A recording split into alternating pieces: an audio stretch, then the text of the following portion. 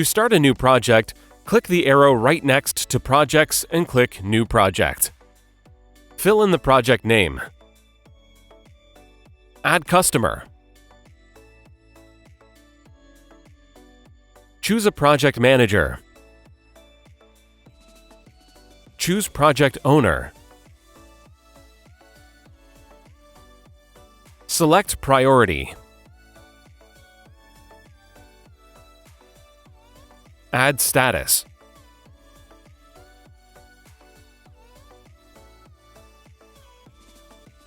Add objective or description. Choose the start date.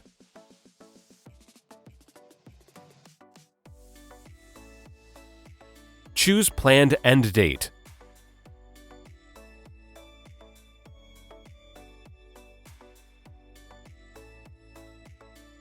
Choose project type, which determines the project structure, processes, and deliverables. Choose pricing type.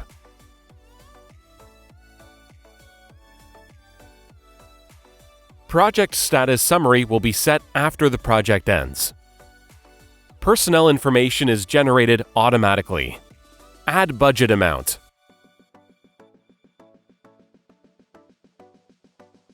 Add revenue amount.